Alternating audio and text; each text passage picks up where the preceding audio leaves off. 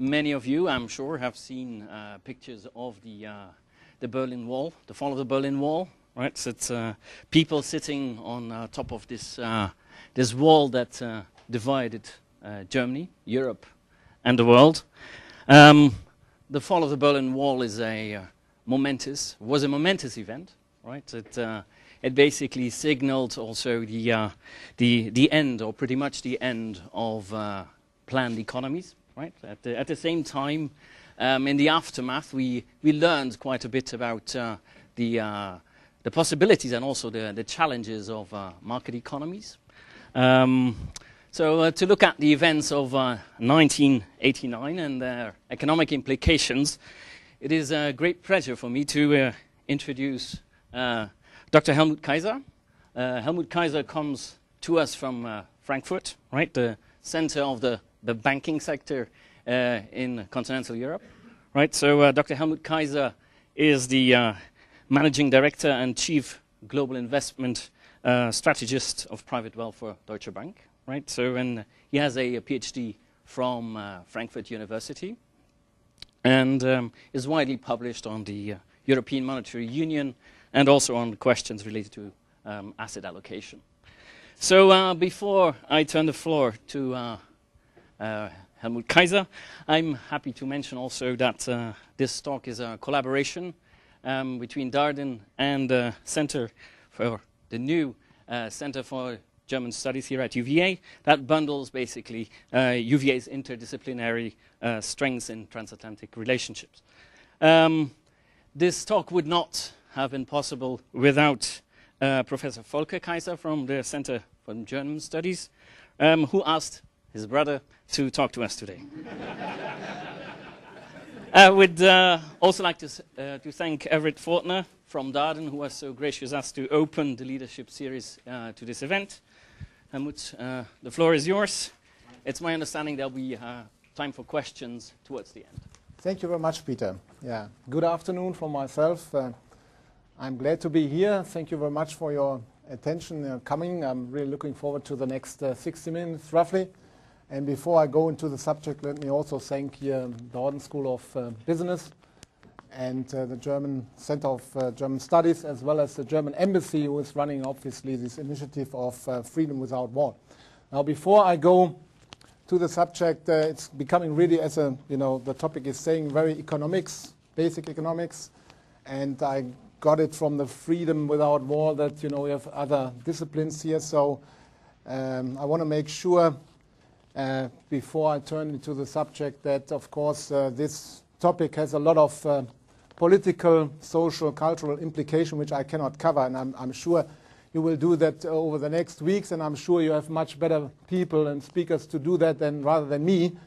But being in the US, I think it's a fair point that I think most Germans are aware of the very constructive role the US took place 20 years ago in this what was called the 4+2 talks with President Bush, Michael Gorbachev, Helmut Kohl, Maggie Thatcher, François Mitterrand, and Mr. de Maizière from East Germany at that time. And I think without your support, these things wouldn't roll out so quickly, I would say. Of course, having said that, I think the most important contribution were coming from the people in East Germany themselves, with the Monday demonstration over the autumn in 20 years ago, and the brave women and men really walking in the street fighting for their rights. I think one should not forget that about other economics pictures. So with that, let me turn to the topic. Still I think still interesting and hopefully not boring even for those non-economists in the audience. So Peter, you mentioned these pictures on the walls. I thought I start with that one. This was in Time magazine just 20 years ago, the fall of the wall and the euphoria and enthusiasm of a lot of people coming, the wall coming down. And the right-hand side is top cover from The Economist a couple of years later, not 20 years, but from February 2006, and saying, yeah, waiting for a wonder, so still waiting for a miracle. And this shows you that, as Peter already pointed out, that, not everything obviously went great and right. And we had the kind of huge challenges after we, had the process of unification. And I want to address these challenges and then also going forward how we proceed from here. So, structure is quite straightforward. I really start 20 years ago. What was the starting point? So the brief review of the reunification process 20 years ago. Then the whole catch-up process in the last 20 years. And then try to give you a little bit outlook how we see it going forward from today's point of view. So first point, the starting point. Actually, I remember that quite well, although it's 20 years ago already, because it's quite the same time I started my career with Deutsche Bank, just only a couple of months in between. And so my first job at Deutsche Bank was in the economics department, actually covering the public finances of German unification. And that's actually the background why I was quite delighted to say yes to the supply and offer of my brother, because I did not have to start right from the scratch, because I quite well remember the huge challenges which were coming along. In the first place, actually, there was a lot of hopes that this whole process turned out to be quite manageable in a short period of time. There was hope that the ex-GDR at that time was actually competitive, because from the official figures which were available at that time, from the Comecon, the counterpart of the EU at that time, the GDR in the Eastern Bloc was quite, one of the best performing economies. So there were some hopes that, you could rely on some industrial base, for instance, and some service sector and so forth. Moreover, you shouldn't forget that just a couple of months before the wall came down, the GDR was celebrating its 40th anniversary of existence with the usual TV shows and so forth. So you couldn't smell at that time what you really inherited in the first place after the dust settled and vanished away later on. So it turned out to be high expectation which weren't fulfilled. It turned out to be that the GDR had quite problems of the capital base, largely useless capital stock, inefficient infrastructure and properties. The good news was definitely a very good educational system, which was a very, very good basis for the unification process going forward. And you had a typical adverse sector mix, quite characteristic for these kind of planned social economies. Large service sector, large public sector, so to speak, some industrial base, and still also agriculture sector, more contributing to GDP than you should expect for a developed economy. You probably know this three-sector hypothesis, where you developed over the course of the decades from an agricultural economy to a service sector. So they were definitely not competitive in a global economy at that point in time. Some statistics here to show you about the challenges of catching up. You can see here on the left-hand side some kind of input numbers, so to speak, input-output matrices in East Germany at that time with comparison to West Germany. And you can see that most, from a productivity point of view, most processes took much more inputs than for the German standards or for market economic standards. Generally speaking, as I said before, it was a kind of characteristic with huge public services, public transport, electricity, education, and also apartment rents were heavily subsidized, so quite cheap rents at that time, and quite typical for these kind of economies. On the other side, equipment, you may argue, why do you need a car and telephone at all? But that's, it's a matter of privileges and preferences, obviously, but compared to these kind of standards, which were at that time, even 20 years ago, quite typical for market economies from the West German type, you can see the equipment was much lower here. And you can also see on the right-hand side for the table, and this was a big problem also going forward, is that the inefficient production process was also reflected by a huge misallocation and pollution of the environment, which was a really big problem. And I think one of the big progress in unification, apart from some I will tackle, is definitely a much better now environmental policy in East Germany. Kickstart East Germany, basically you have to bear in mind that it was a kind of window of opportunity, also politically. Yeah? Things happened really with this Monday demonstration and were heating up very quickly. The system in the ex-GDR really felt over a couple of months. That was not to be expected at that time. So pressure to act on West German politicians and also in these 4+2 talks were quite immense.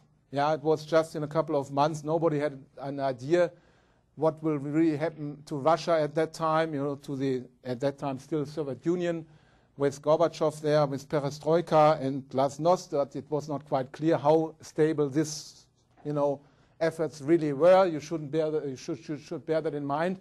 And also there was more or less a threat, or let's say an implicit threat from the East German citizens, with this kind of demand, if the Deutschmark doesn't come to us, we go to the Deutschmark, right? So it was really a little bit of tough pressure, time pressure to act, to get things done in this kind of unification process. So what the government then did, both or in these 4+2 talks, were basically agreement of the Economic and Social Union on 1st of July 1990. And that was, as I put it here on the slide, a kind of comprehensive transfer of the more or less complete legal, political, social, and tax system from West to East Germany. So in principle, quite honestly, that's how I see it at least, was a takeover of the ex-GDR via the Unification Treaty, which then, was basically ratified by both chambers, the Bundestag and the Volkskammer, on October the 3rd, which was then the official, now since then, is the official Unification Day. So it was a kind of Kaltstart, as some people took it, so a kind of cold start of the East economy, come that to a moment later on. Moreover then, or that was also part of this Economic and Social Union, was a currency union. That was actually the introduction of the Deutschmark into East Germany. As I said, more or less without any alternative, because the pressure to do so was extremely high. Otherwise, you would have probably a migration of 50% of the population from East to West Germany at that time. At least that was the kind of scenario. Now that meant a real shock for the Eastern economy, because you had a transfer of wages and pension 1:1 exchange rate. So you have to imagine that a 40-year planned economy was exposed to one of the most hardest currency in the world, with the economy in the background. Savings were transformed, and I put it here, there were calculations, theoretical, this kind of introduction of the Deutschmark and substitution of the East German mark, meant a de facto appreciation of the East German currency by 30% and even more. Now imagine the US dollar would, appreciate from today to next week by 30%. What will happen to the exports of this great economic nation? Probably a lot of problems. So with all these problems I mentioned before, and in addition, these appreciation, that meant a complete collapse of the industrial base in Germany, of East Germany, that actually happened. Now, in order to compensate for that, and definitely also for political reason, of course, we had just an election yesterday, and you know how it can be done with, our fiscal policy, how voters can be, I won't say bribed, but at least, you can have some political management here. And as part of that, you had a lot of, the public finances jumping in. They called it at that time solidarity surcharge or solidarity package. The first one was from 95 to 2004, which then resulted in 100 billion, basically euros. At that time, it was still Deutschmarks. The euro came in de facto 99, and then as a coin in 2002 for both parts of the countries, into regular transfers from West to East Germany. And this has actually prolonged recently to a solidarity package point number 2, which will last until 2019, and another 105 billion putting from West to East, not only, of course, for social transfer systems, pension fund system and so forth, but also for infrastructure project and building up industrial bases and so forth.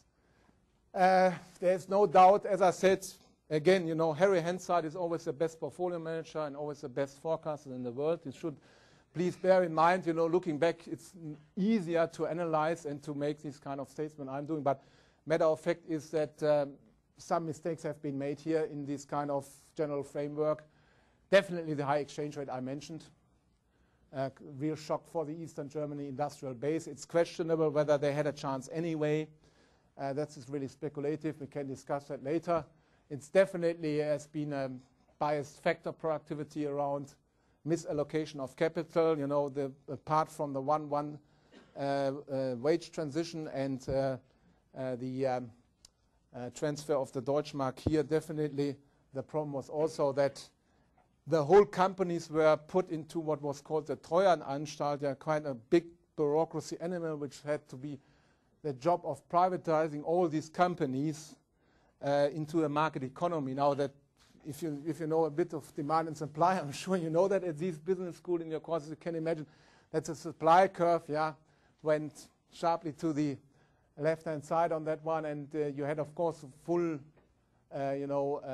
sharp drop of prices of these companies. So the idea that you made a kind of profitable privatization of a whole economy turned out quite, didn't work out, to put it this way. So that was a kind of a big problem. And then as a result for that, what has been in the first place thought that, you could manage that with some billions of Deutsche Mark, or there has been actually the proverb we paid out of the postal account. Wir bezahlen es aus der Sportokasse in Deutsch, and it didn't work out. Quite a big misjudgment. At that time, it turned out to be extremely costly. Again, put it in a big perspective. I am not questioning the return on investments of these monies for political and social reasons and so forth. It was a great gift, the whole process, but certainly could have been probably managed better. So we are basically paying since then 4 to 5% each year of net GDP from West to East Germany. Again, imagine that the US would do that for Mexico or Guatemala, or so. I'm not so sure how this will, would work out, and whether you will see it as a reasonable adjustment and so forth. But matter of fact is that it turned out very costly. Of course, again, you have to see that the money was necessary in order to recapitalize Eastern Germany, to build up a productional base. Unfortunately, or you can discuss it, it's difficult to judge after all these times. But matter of fact is that about roughly two-thirds of this money went into financial transfers for, supporting the labor market, for putting up the pension scheme, and basically for consumption purposes. So this is certainly a method of way to spend money which has not a very high return on investment, but you have to see it basically on against a political framework. Result of that was a huge increase in public deficit. Now this deficit curve looks quite complacent towards what is now going on in the financial crisis. We just discussed here with colleagues from Darden about the status of the economy and so forth. The US is obviously going in, the scale here up to 12% of GDP. But you can see the swing from 89 up to 94, 96, up the ceiling to 3-4%. You have to see, by the way, this development against the background of the introduction of the euro and the European Monetary Union. By the way, it's probably no coincidence that the German unification and the European unification or European Union more or less went parallel.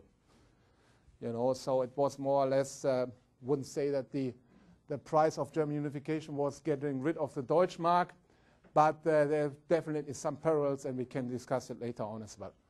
Matter of fact is that due to German unification, public sector deficits soar and actually hit the 3% ceiling, and there was a huge discussion in the mid-90s, and actually starting already 92, whether the euro actually, will be established at all if the heart of the center of Germany, of Europe, Germany, will miss the Maastricht criteria. The Maastricht criteria, just very briefly, are you shouldn't exceed 3% of GDP in your PSBR, and you shouldn't exceed 60% of public debt in GDP, right? And that was hurt, as you can see, and as a result, huge problems in the ERM at that time. That was a predecessor of the Euro, the European exchange rate mechanism, and a lot of problems insofar as the German Deutsche Bank didn't appreciate, which they should have done, and the others were not, for political reasons, were not willing to depreciate. So you had speculative pressure, and you probably have, I'm sure, sooner or later in finance courses you will see the case study of George Soros and his hedge funds of breaking down the Bank of England. This was also a result of German unification. I would put up the thesis without German unification and all these things we are just discussing, these things probably wouldn't have happened. Also exit of Italian lira, a lot of tension in the ERM as a result of these developments. So going forward now, where do we stand? So really a cold start, a bumpy start. Again, politically, cultural, social, it definitely was every cent, but a lot of economic repercussions overall. You can see now the GDP growth rates, West and East. You have a kind of convergence here. Obviously, the big swing in the start of the 90s, after the collapse of the industrial base with all the transfers, you had a kind of Keynesian growth program here, typical fiscal spending. So I think, the question of, does fiscal policy work and all this stuff, demand policy on the macro things, you see, does work. You can be sure, see the US also after all these rescue packages from the Obama, Geithner, and Bernanke administration. So I think these things are quite clear that demand management is working, in particular if you come up from low bases and you have no crowding out effect. So this works quite nicely. Now, petering out that one, of course, we couldn't maintain that level, that's quite clear. And now you have more or less similar developments. So the big catch-up story is over. It was the first phase of unification. I put it here. In this chart, you can put it this way. I think that's quite reasonable. 3 periods here.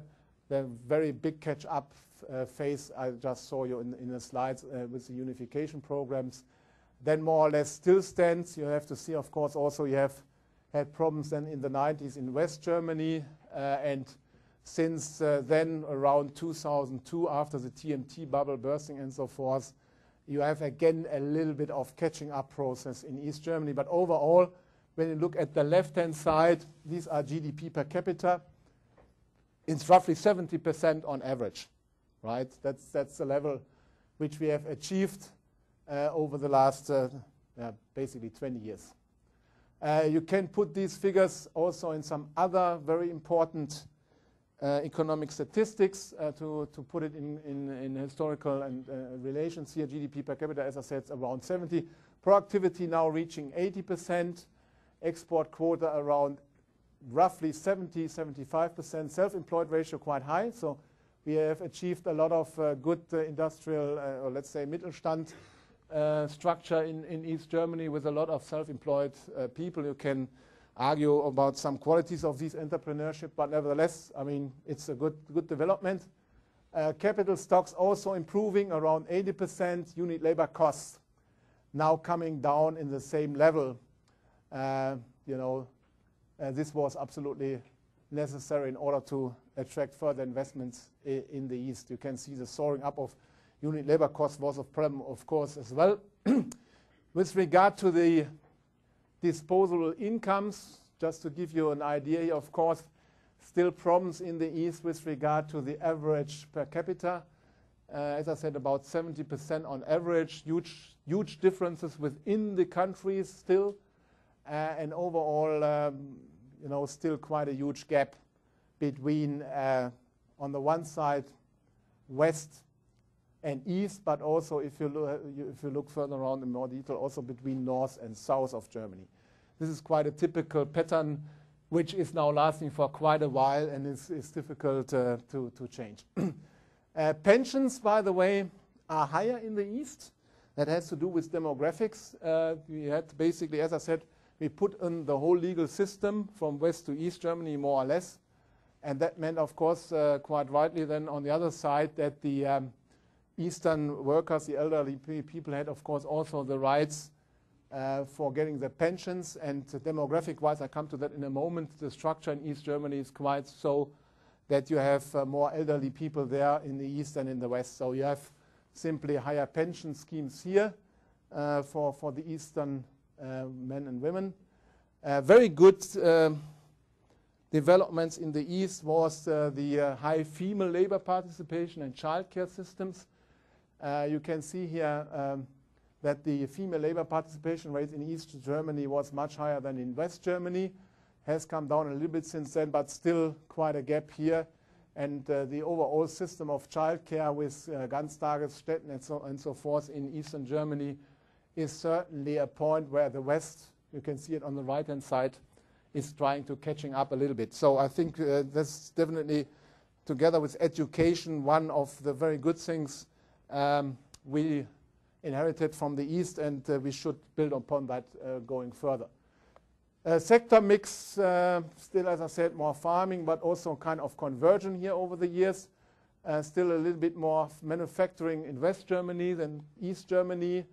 And as I said, which is difficult to alter over the years with the very high basis, is the high share of public services in Eastern Germany.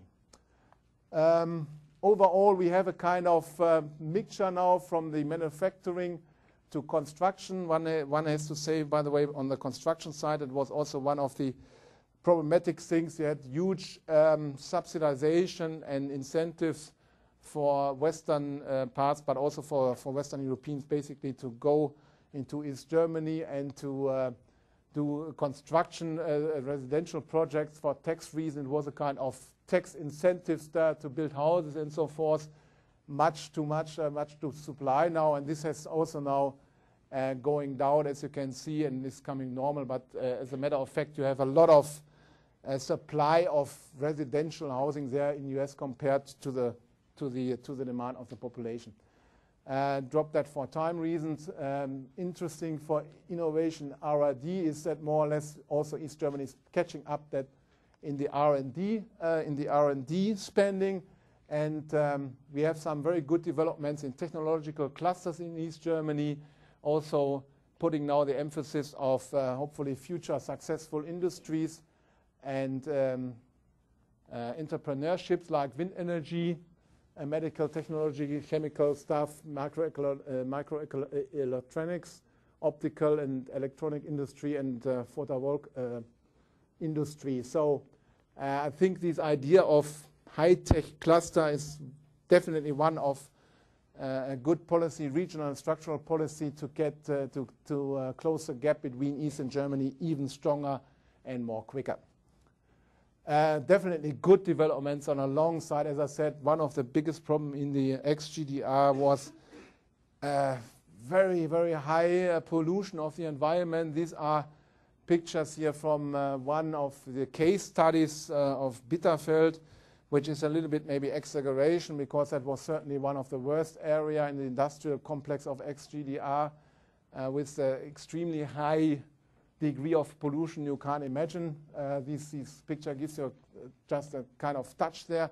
And meanwhile, how it's looking now after these years. So really some good progress in also cities. I don't have the time to point that all out, but of course some of these funds were spent in a very nice way. And a lot of cities in East Germany look really great now, including, I would say, center of Berlin, but you probably have been there. And if you don't have been there, I can definitely recommend to go there. One of the most interesting cities in Europe, meanwhile. Export structure also picking up. The East Germany now more and more coming into the, integrated into the global economy. Also picking up and very good progress on the export structure by countries. You can see, which is naturally because of historical links and traditional links to Eastern Europe. Eastern Germany had a very good basis to build upon, and as a result now nearly 20% of the East German exports are still going into the new EU member states, By the way, EU enlargement couldn't also be possible without all these developments of fall of Iron Curtain and German unification and so forth.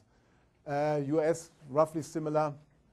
So this is definitely a good development. As I said, unemployment still a big problem.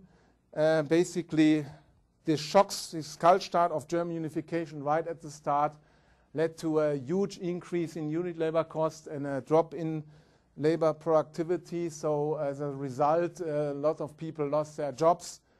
We are trying now to stabilize that. It's getting better, but you can see from these charts that we still have a problem, unemployment problem, particularly in East Germany, around 12%, coming down in the last couple of years, in the boom years of the world economy, but still, of course, a problem around 12% in the East. Again, you can see here quite nicely these on the one side, these West-Ost difference and also the North-South difference. This is quite a pattern in German economics for quite a while. So we hope that this will stabilize very much hinges on the world economy because more or less the German growth model is a kind of export model.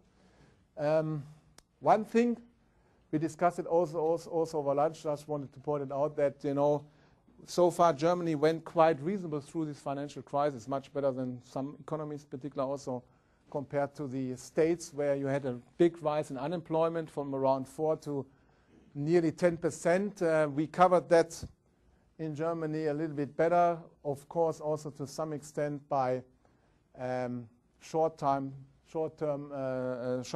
schemes for unemployed. We will see how this will go on further if these schemes are petering out. But overall, it was a quite useful response of fiscal policy to the crisis in order to stabilize demand and to avoid most of the problems of the financial crisis since last year. Migration, a big problem in the change. As I said, people are, despite the fact that we had these transfers and the catch-up process, you still have a net outflow of population from the east to the west, as shown here on the left-hand side, and also within the intra-German net migration, you can see that a lot of people, despite these efforts, went from east to west. This is, of course, not such a great development, and particularly you will see in the next chart when you look through the age groups, as you can imagine, the young people, and in particular those who are very productive and with a good education, as we discussed before, these people have, of course, very good chances to get job also in the West, not only West Germany but also Western Europe, which is it's in principle a good thing. But of course, you are losing, of course, the a little bit of future from East Germany here by these kind of trends. Also, average age by state, right inside, you have a big swing from these states. So there are some projections one has to see, and it depends on the policy response over the next year, but there are some projections that you have really, particularly towards the northern part and the Polish border part, that you might see in a couple of years' time some ghost towns. You might know from the Western movies. I hope that is not the case. But you have some trends in this direction. One has to admit that. Some people put it in the other way around, saying, we do it like Florida as a kind of pensioner paradise. Well, difficult. I think the weather is definitely a problem. And probably also some, level of income, I would say. So it's no, don't get me wrong. Don't want to be so too ironic here or sarcastic. It's a problem, and you have to react that. And in Brandenburg, by the way, last thing, there's some simulation going on that in 2040, 85% pensioners are living there. But see how this will turn out. Education, as I said, very good. Particularly, a lot of people with what we call high school degree. And as I said, a lot of people actually also with Deutsche Bank, quite honestly, went from from east to west. Some people are fluent Russian and so forth. Excellent education. So they are not waiting there in the east. They went over 95, 92, 93. We hired a lot of people there. Education-wise, particular school education on the average in the East better than in the West still. College around the same, the public expenditure per student in East and West Germany. So definitely great universities also in the East. So if you have chances also maybe to exchange programs and so forth, there are really great universities in Dresden, in Berlin, of course, also in the northern part. Really good developments over there. Migration, I think, covered that. You know, we can put it in some different ways. It's really a big problem which we have to tackle, and we will see how we will point it out. Housing market, as I said, we have really a big supply now, oversupply in vacancy rates. You can see that all these regional states, Brandenburg, Thüringer, Mecklenburg-Vorpommern, Saxony-Anhalt, are in the east, and big problems of vacancy rates and oversupply in the housing market, mainly due to wrong policy incentives after unification. So summing it up, achievement in our view, definitely a good increase in living standards over the years, around 70-80% coming from the low 40s. Drastic modernization of infrastructure network, good level of education, establishment of innovative industry clusters, and integration basically of the East German industrial base into the global economy. Headwinds, definitely shrinking and aging population,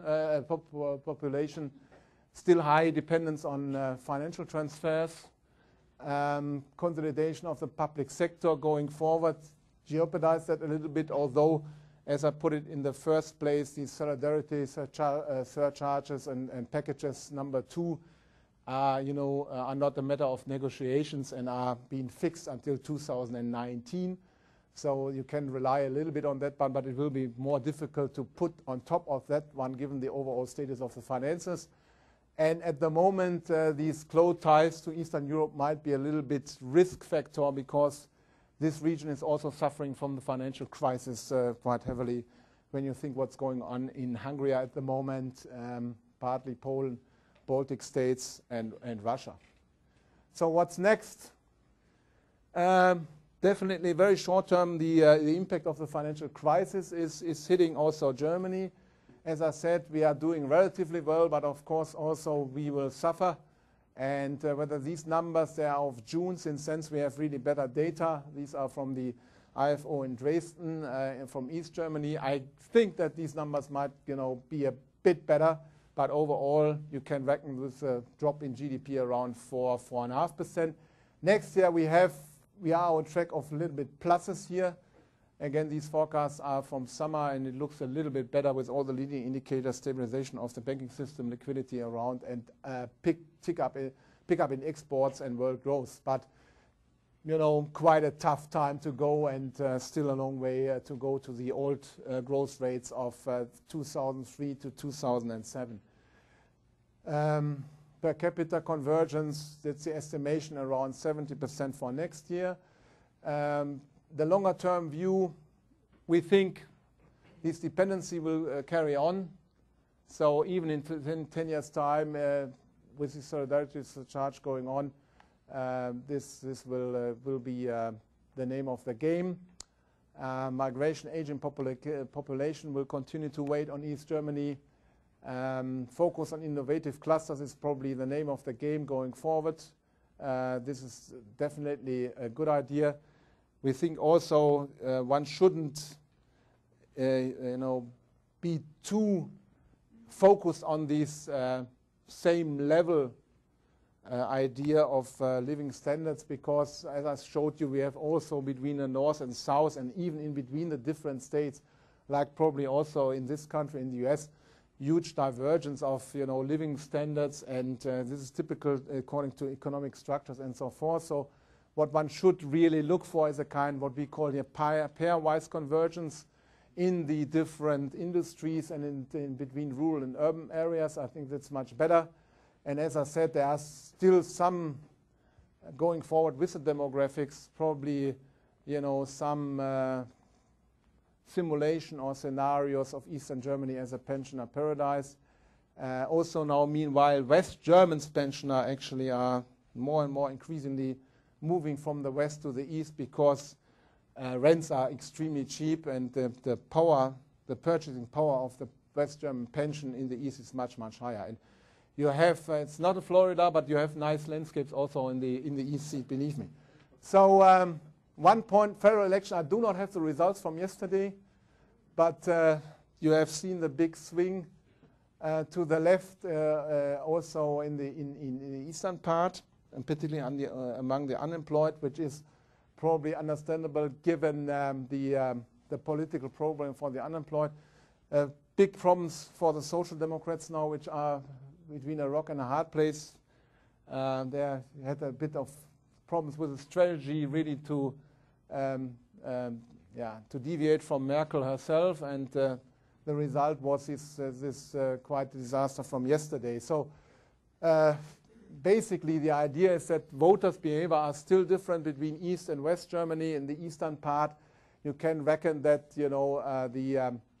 the ex-PDS, or now what is called the left, will play a role quite significantly and will not vanish from the scene very soon, as maybe some people have hoped before. And also the Social Democrats have to think about the strategy going forward.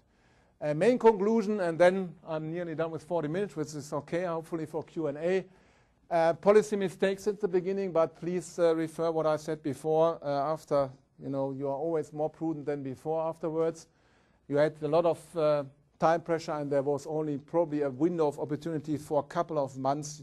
You don't know what would have happened if this takeover wouldn't occur. But overall, the implication of that was a Kaltstart of German unification after the initial euphoria with a lot of problems. Then you had this catch-up period I showed to you, and despite this high unemployment and demographic trends overall, the process can be considered as a success. At least material standards have picked up, and not to speak here, and let me really emphasize that at the end, the value of freedom itself, what you also put here in your initiative, freedom without wars. I think, from that point of view, every cent or dime has been invested very reasonable. Get rid of this thinking that we will have 100% convergence. That is unrealistic and doesn't fit. So you will have still some obstacles to that one. But this is quite a common feature in a lot of economies, and I think this kind of regional structural policy is a good solution to that one. And with that, last slides, something will never change. This one, if you are in East Berlin, you will see it actually from one traffic light to the next. It's really very interesting, these West-East conflicts and old stories, and you got still on the, ample lights, the right-hand guy from East Germany. And I don't know how this tastes. Nutella, I know. Thank you. Thanks very much. Thank you.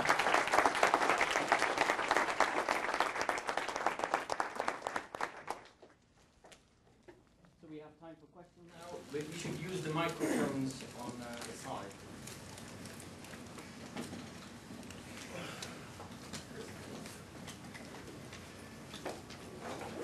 I was wondering how the living standards of East German workers compare with those of Polish, Hungarian, or Czech workers, whose countries received, I presume, much less fiscal transfers and didn't have their currencies pegged one for one with the Deutschmark. How has that worked out? That's right. I mean, that's an interesting question. I mean, these guys had to do the same transmission without the big brother in the West, so to speak. On the one side, of course, the adjustment process was even more hurtful. So it just had only 2-3 years time, and you had similar experiences with the breakdown of industrial production and so forth. What these countries did, in a way, in my view, quite well was a low tax regimes, getting real foreign capital invested in these countries very quickly, very soon after they open up for the global economy, and then stabilize the economic growth. I think the latest figure I have are around about 60% of the Western standards, so they're about 10 to 15% in the level down from the eastern part, something like that. But catching up quite strongly and quickly. And given, you know, that they do not have these kind of, if you want to say, transfers or subsidizes, they did a very good job in the transition process. In particular, Czech, Poland, and Hungary. Hungary are a little bit of problems in the last years with you know, huge current account deficits and public sector deficits. They are a little bit more on the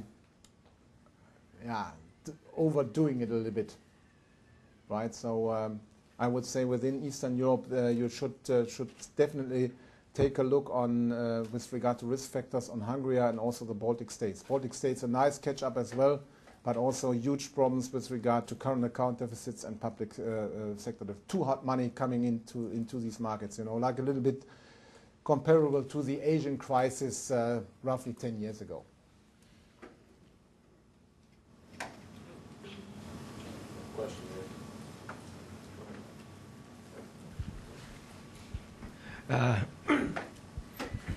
I'm from South Korea, and I'm very interesting topic, reunification, because we are separate from the North Korea and South Korea. And you, according to your presentation, you paid a lot of the reunification costs, and you're paying now, still paying. And many South Korean people, they are some South Korean people, they have fear about the reunification costs. And I'm wondering how your leadership to persuade the people to justify the reunification cost. And the another question is that, do you the Western Germany's, the people's point of view is that, do you have any experience kind of synergy effect from the reunification? And if you have, can you tell me, and many South Korean people, if we reunify the North Korea, we're just helping and the North Korean people. But I think that my point of view, we can make a kind of synergy effect if you reunify with the North Korea. And I think that you have also experienced kind of synergy effect with the first part of your question, it's sort of difficult to estimate because it depends on the whole management, as I shown you, right? It's overall what you got this news from North Korea, with all respects, are that this is probably one of the poorest country in the world.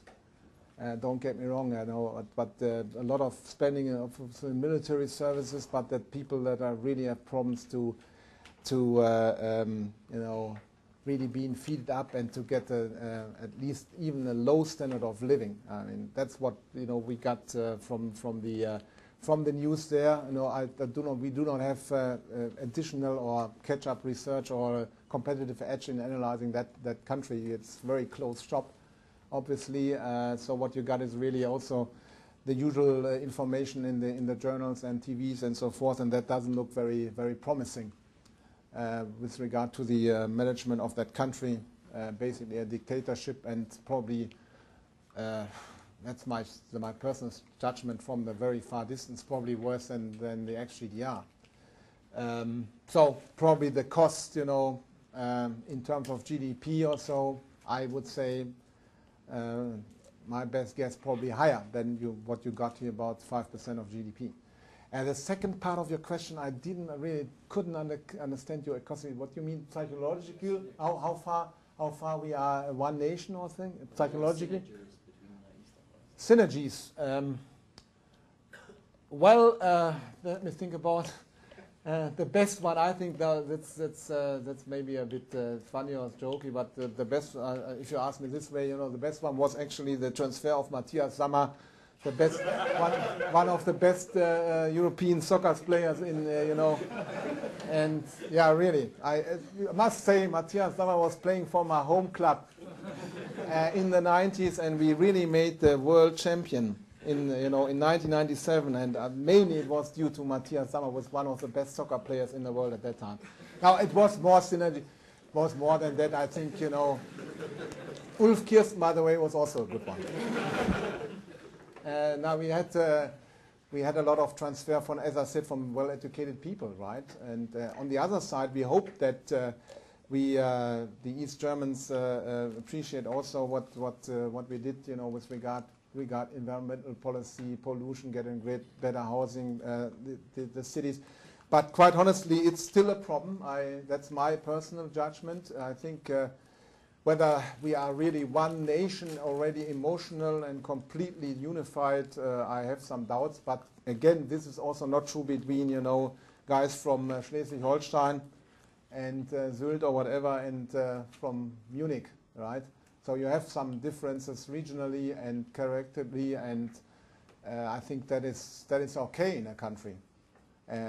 But there's still some problems and resentments. I would say it's a fair judgment between East and West. The best signal for that is, are these jokes about Aussies and Westies I don't repeat here. And as long as you have these jokes, there's still something going on.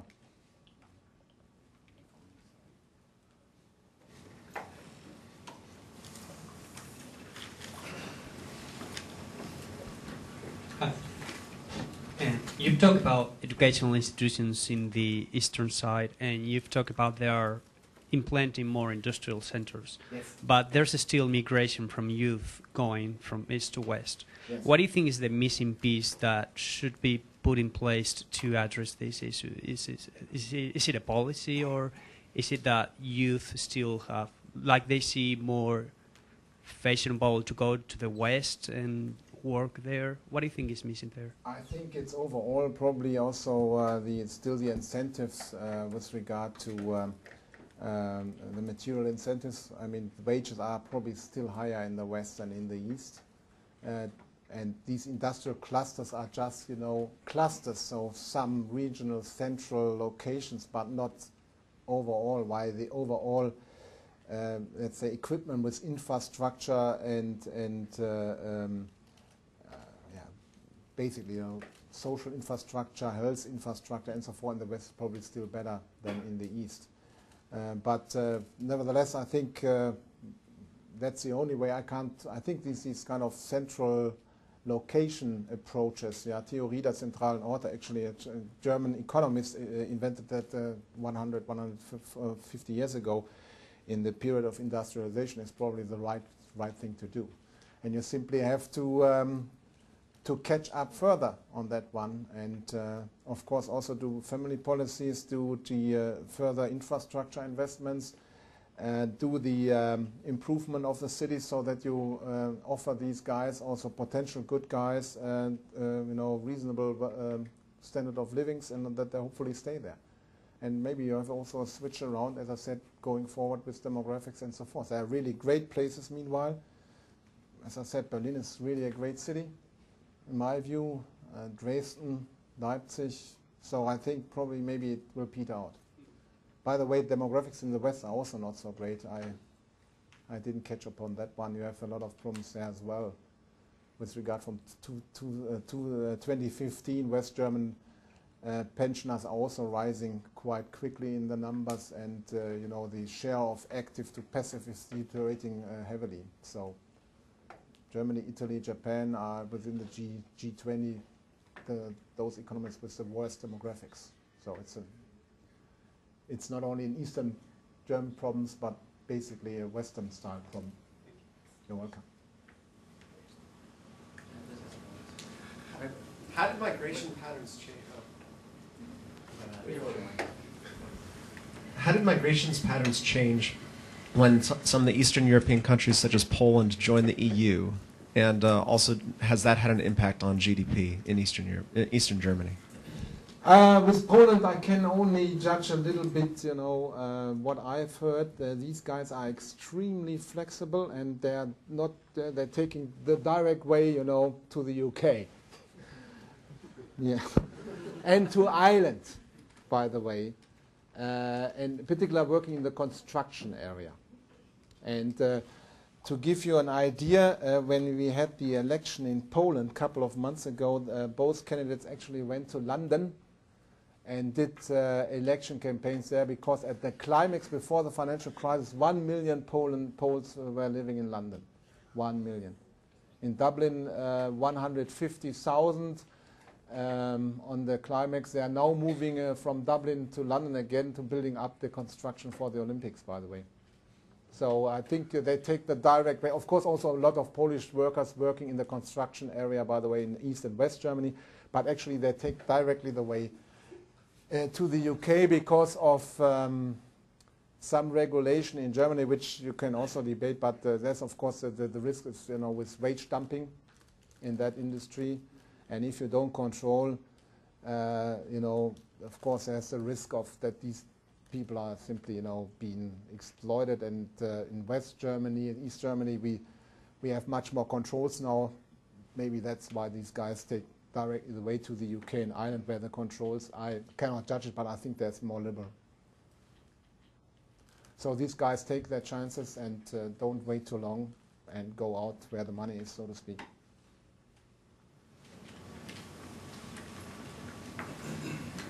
Yeah, I saw the stats on East Germany with the average age being higher, but I think I was under the impression that Germany in general, the average age is increasing, meaning that as time goes on, there'll be less people working to support the retired people.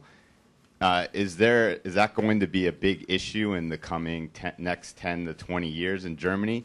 And do you see any policy implications because of that issue? Yeah, definitely. I think, as I said, I mean, these demographics, by the way, are quite good for simulation exercises because these fertility and mortality numbers do not change very quickly. So you can, what we call micro-simulation, you can do cohorts and then, moving then across the board, and then you get these pyramids of distribution of ages among the populations, right?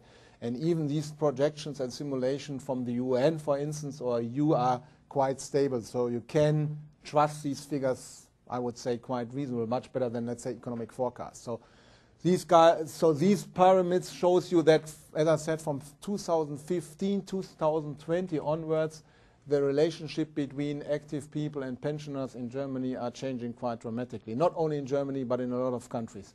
So, quite a burden for the active guys if the social security contribution in the system stays the same.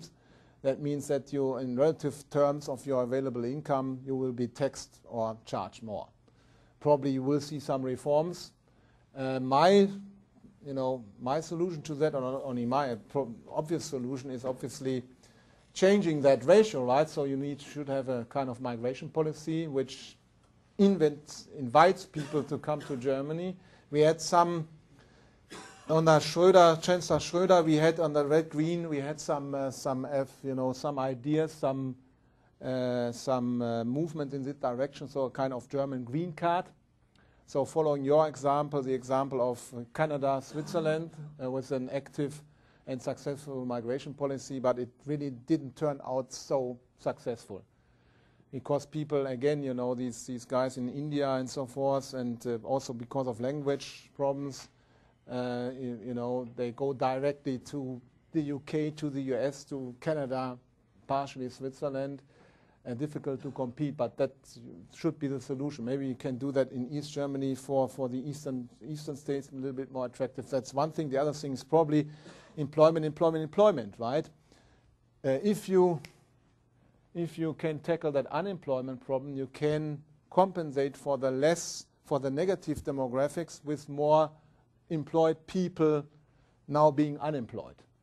So if you have growth and employment, you can afford the welfare system, you can be charged, and you can stabilize the system. But if you take these kind of numbers and project them in the future, and you take the demographics in addition, then these guys will be charged. There are some numbers around. I don't tell you. Probably these people will leave Germany then. Possibility. Not all of them, but some of them. So maybe a last closing question. So basically, we have a transfer of 5% of GDP from west to east, and so I was wondering to what extent there is like political support for this, and how. I mean, this is a bit of a time bomb, as I understand it. Or what's your view on this? Yeah, that is the problem. Is I think I had one slide here, skipped it around about this takeover that the the VESI's complaining about the fiscal burden and the solidarity surcharge, and the Aussies claiming that the VESI's know everything better anyway, right? In a way that's still reflection of that trait. But I mean, you have no other big choices now in the patterns. The solidarity surcharge has been agreed upon. This is now fixed, and was also not a big subject even in the election. I mean, the Liberals who were the voters yesterday, the big winner yesterday. Officially, they're the only party who have that in the program to rethink the solidarity surcharge, but they do not have also much solution to the other side. If you skip that from one day to the other, difficult, right? But it's a good point in so far now with all the fiscal problems ahead with the financial crisis and so forth. I mean, our deficits are also now 6%, roughly 6%, approaching 6% next year. So far above the Maastricht ceiling. Yeah. So if you take the Maastricht ceiling seriously, all these member states will get blue letters, all of them. Yeah. So it will be interesting to see how these things will work out, what it means for the euro and so forth. So a lot of problems with external and internal balances. You mentioned that, I think, yesterday, optimal currency area and all the problems between external and internal imbalances. Would have thought another talk, better by you than by me. All right. Yeah. All right, so we thank Helmut Kaiser for a very stimulating talk. Thank you very much.